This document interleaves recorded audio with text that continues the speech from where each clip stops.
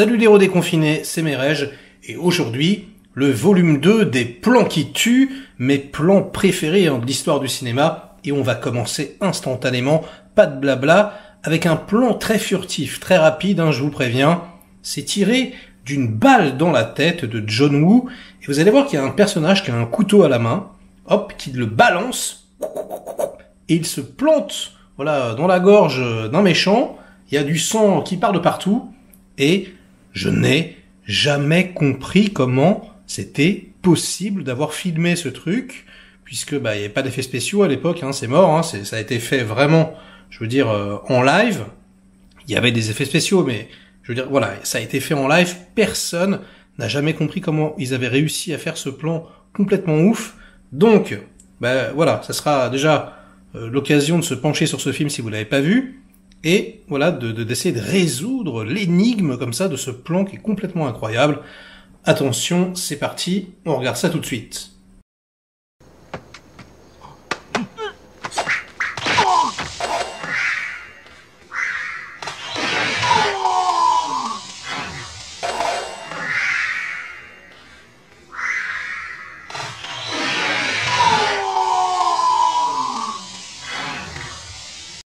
Waouh! Voilà, alors franchement, si vous avez la solution, ça m'intéresse. Je ne comprends pas. Je ne comprends pas comment c'est possible, voilà. Donc écoutez, ça restera un des mystères de l'histoire du cinéma. Peut-être qu'un jour on arrivera à le résoudre, qui sait. Et on va enchaîner tout de suite avec le deuxième film. Et dans toutes les vidéos, le plan qui tue, j'ai décidé de mettre un plan de Brian De Palma. Et donc oui, Brian De Palma, eh bien, il nous a fait des chefs-d'œuvre, surtout dans les années 80 et 90, chef-d'œuvre sur chef-d'œuvre. Et il y en a un que j'affectionne particulièrement, ça s'appelle Body Double. Et on va voir, alors c'est pas le plan d'ouverture, mais c'est après une petite séquence d'ouverture, après le générique, qui est d'ailleurs génial. On voit l'acteur principal, en fait, qui travaille à Hollywood, qui travaille dans une vieille série B pourrie, il fait le rôle d'un vampire, mais comme il est claustrophobe, il se fait un peu virer. Et donc on va juste prendre le plan d'après, donc le plan en fait où le titre du film apparaît, Body Double. Et je vous en dis pas plus, vous allez voir, c'est une sorte de trompe-l'œil. Je trouve ça génial. Ça a été fait bien avant, évidemment, Once Upon a Time in Hollywood. Et c'est le genre de plan que j'aurais voulu voir dans le film français. La belle époque de Nicolas Bedos, qui, malgré un scénario sympathique, eh bien, souffre justement du manque de maestria, ça manque de plans magiques, comme celui qu'on va regarder tout de suite. Et allez, j'ai trop parlé déjà, on y va.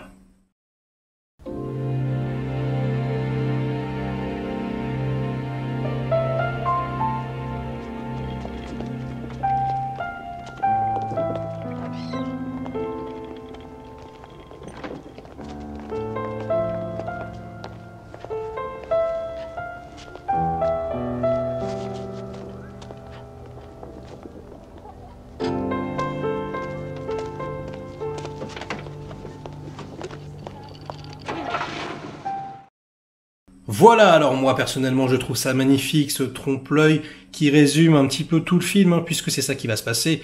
Body double, la doublure, voilà, le personnage principal va un petit peu se faire avoir comme un personnage hitchcockien. Bon, je vous en dis pas plus, mais si vous n'avez pas vu ce chef-d'œuvre, allez-y, c'est un de mes deux Palma préférés. Il a pas pris une ride, c'est mortel. Et on va aller en France un petit peu, tiens, et on va aller voir un film que tout le monde a vu, je pense. En tout cas, si vous l'avez pas vu, c'est un grand tort. Il s'agit du film culte de Mathieu Kassovitz, La Haine. Et alors, dans ce film, il y a une méga chier de plans absolument incroyables. Mais celui que je préfère et celui qui m'a vraiment marqué, eh bien, c'est celui où Vincent Cassel est devant son miroir. Et donc, c'est un plan, en fait, impossible à filmer, puisque la caméra est devant vraiment le miroir. Donc, à l'époque, il n'y avait pas d'effets spéciaux, on pouvait pas effacer, etc. Donc il a fallu reconstruire en fait tout le décor 2 fois, poser les mêmes éléments, la brosse, etc. La brosse à dents, le gobelet, tac, prendre une doublure, la doublure de Vincent Cassel qui fait exactement les mêmes mouvements que lui en même temps. Après, la caméra avance, bim, elle se pointe donc très très proche du visage de Vincent Cassel qui, en gros, fait sa prestation pas du tout devant un miroir, mais devant la caméra, quoi. Donc pour un comédien, c'est assez difficile parfois, en tout cas ça peut l'être. Et je trouve ce plan à la fois magnifique, à la fois plein de références donc drôles. Cassel, je pense qu'il a jamais été aussi bon que dans ce film. Bref, vous vous en rappelez, mais on va quand même se le regarder. C'est un de mes plans préférés du film, et c'est un de mes films français préférés. Allons-y, c'est parti. C'est à moi que tu parles? C'est à moi que tu parles?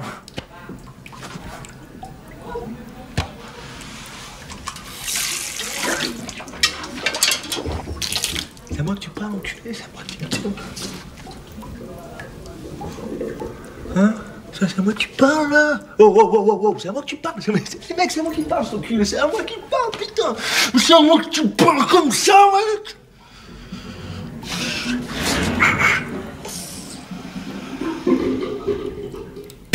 Voilà. Alors, ça n'a pas pris une ride, hein, ça non plus. Le noir et blanc est magnifique. D'ailleurs, les producteurs à la base voulaient sortir le film en couleur. Et Kazovitz a négocié. Il a dit non. On sort en noir et blanc. Et si jamais ça fait un flop, eh bien, on sortira en DVD et en cassette vidéo en couleur. Et voilà, vu le carton stratosphérique que ça a fait, non, le noir et blanc. Mais en revanche, dans les bonus, vous pouvez découvrir des scènes, du coup, en couleur. C'est assez intéressant. Et on va tout de suite passer au film d'après. Un film absolument exceptionnel, un film de Park Chan-wook, Old Boy. Et c'est le fameux plan de baston dans le couloir, le corridor fight. Et alors, il faut savoir, déjà que ce genre de plan est extrêmement compliqué à faire, parce qu'il y a énormément de figurants, enfin en tout cas même d'acteurs, parce que c'est des artistes martiaux. Et donc voilà, t'as l'acteur principal qui combat, etc. Le tout en un seul plan de côté, comme ça, c'est complètement incroyable. On a l'impression qu'ils se mettent vraiment les coups, etc.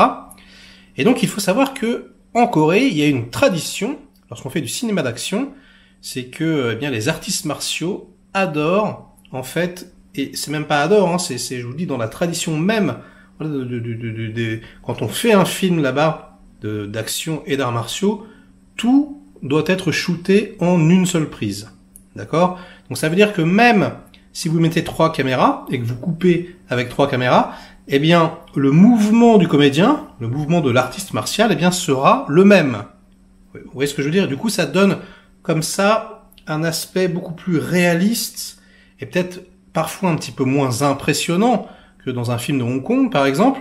Et ça, c'est vraiment quelque chose de spécifique. Et donc, du coup, j'avais lu une interview de Park Chan-wook qui l'expliquait. Ce plan-là, en vérité, c'est une sorte d'hommage, voilà, au film d'action, au film d'arts martiaux et à la tradition coréenne. Donc je trouve ça intéressant de le savoir. C'est complètement hallucinant, C'est pareil, ce film, si vous ne l'avez pas vu, les petits cocos, j'espère que ça va vous donner envie. Mais là, il faut y aller tout de suite. Là, vous mettez sur pause cette vidéo et vous allez instantanément regarder Old Boy. Attention, pas le Spike Lee, qui est pourri malgré tout le respect que je dois à Spike Lee. Non. L'original, le coréen, et en VO s'il vous plaît. Allez, trêve de bavardage intempestif, on va regarder ça tout de suite.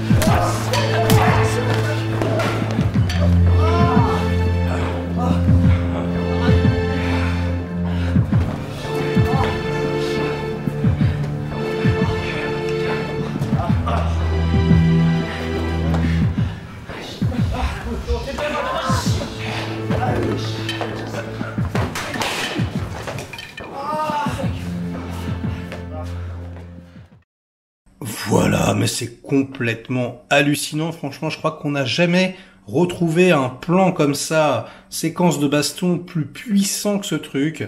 En plus, le film, vraiment, émotionnellement, il est plus, c'est palpitant à tous les niveaux. Et, allez, on va aller en Angleterre. Et oui, on va parler de Stanley Kubrick, qui est le meilleur réalisateur de toute l'histoire du cinéma. Et peut-être son meilleur film, Orange Mécanique, un film qui a été interdit pendant des années et des années à cause de son ultra-violence, des scènes de viol, etc. Et on va regarder le premier plan, le plan d'ouverture, pareil, qui, comme souvent chez les grands metteurs en scène, résume un petit peu tout le film. Donc là, on découvre le personnage principal, avec une gueule comme ça incroyable, puis tout son gang, puis tout l'univers, à la fois, les autres gangs, le sexe, etc. On entend une voix off avec des mots qui ne sont pas vraiment des mots qu'on connaît, enfin, un peu des mots du futur, comme ça. Bref, ça résume un peu tout, c'est sublime. Il y a en plus la musique, bref, c'est énorme, je ne m'en lasse pas. Un des plans d'ouverture les plus phénoménaux, quel regard! Oh la vache! Allez, on se regarde ça tout de suite. Oui, c'est très connu, on l'a déjà vu 150 fois, je vous l'accorde, mais qu'est-ce que vous voulez que j'y fasse? C'est un de mes plans préférés tout de même, donc allons-y.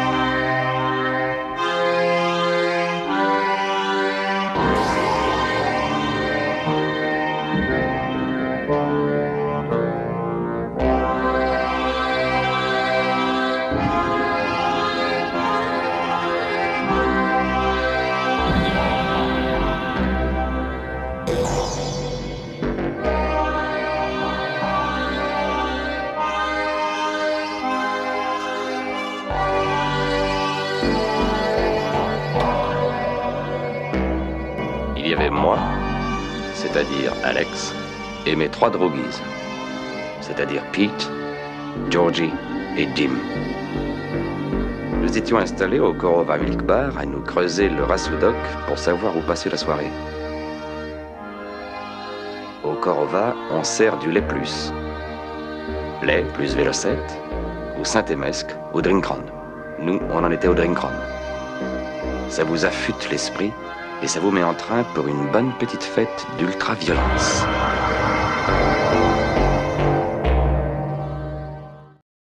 Voilà, vraiment, on ne s'en lasse pas, c'est complètement dingo. Et pour finir cette vidéo, alors je vous préviens, le plan que je vais vous montrer, déjà il est excessivement long, c'est un plan séquence. Donc voilà, ça monte crescendo, mais ce n'est pas pour tous les yeux. C'est extrêmement violent. Les enfants, je vous assure, voilà. Ceux qui supportent pas, là, vous pouvez arrêter la vidéo maintenant et liker ou déliker. Mais là, je vous préviens, c'est assez stratosphérique au niveau de ce qui se passe. Alors en plus, c'est un peu bizarre, mais je vais vous le dire, c'est le plan final du film. D'accord ? Alors pour ceux qui l'ont déjà vu, eh bien, ça ne posera pas de problème. Mais pour ceux qui ne l'ont pas vu, je ne voulais pas en fait spoiler le titre du film. Alors je vais pas vous dire de quel film il s'agit en vérité. Donc comme ça, peut-être que vous l'oublierez. Et si jamais vous tombez sur le film, c'est un film assez dur à trouver quand même. Voilà, il est un peu connu, mais c'est bizarre de parler d'un film sans prononcer le titre. Bon, si vous voulez en savoir plus, dans les commentaires, évidemment, je le mettrai et puis j'en parlerai avec ceux qui l'ont vu. Mais comme ça, ça vous gâche pas, voilà, ça vous gâche pas potentiellement quelque chose que vous pourrez découvrir plus tard. Donc ouais, c'est un petit peu bizarre de faire ça, mais en même temps, c'est vraiment un des plans de cinéma qui m'a mis la plus grosse tartouze. Mais vraiment, il faut savoir que le personnage, en fait, il encaisse pendant tout le film, il se fait maltraiter, il en prend plein la gueule. Et là, c'est payback time, l'heure de la vengeance. Alors c'est pareil, hein, je sais pas comment ils ont shooté ce truc, mais c'est franchement un tour de force. Je sais pas, des mannequins ou j'en sais rien, on dirait pas, on dirait des acteurs, je sais pas. Franchement, si vous avez des théories, ça m'intéresse dans les commentaires. Et c'est parti, on va regarder ça instantanément.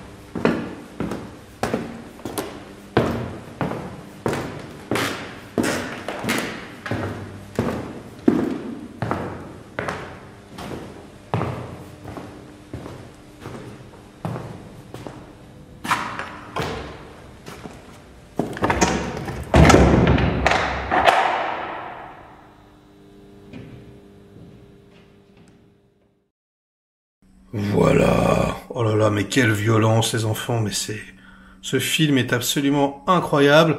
Donc voilà, hein, le film secret de ma sélection. J'espère que vous apprécierez. Alors c'est bizarre, parce que parfois, ouais, on est obligé de spoiler, en vérité, hein. Donc voilà, bon, je vous ai prévenu, hein, je vous ai pas pris en traître. Mais évidemment, ouais, c'est un petit peu bizarre. Comme démarche, mais je ne pouvais pas ne pas mettre, voilà, ce plan que je trouve absolument exceptionnel. Et sur ces bonnes paroles, les petits enfants, ce sera la fin de du volume 2, peut-être un volume 3 bientôt, on verra. Likez cette vidéo si elle vous a plu, délikez-la, si ce n'est pas le cas, ou si vous trouvez que j'ai une tête de cochon. Et nous, on se retrouve très vite pour de nouvelles aventures. Inondez-moi de commentaires comme d'habitude pour faire marcher le petit robot YouTube. Ciao, les héros déconfinés.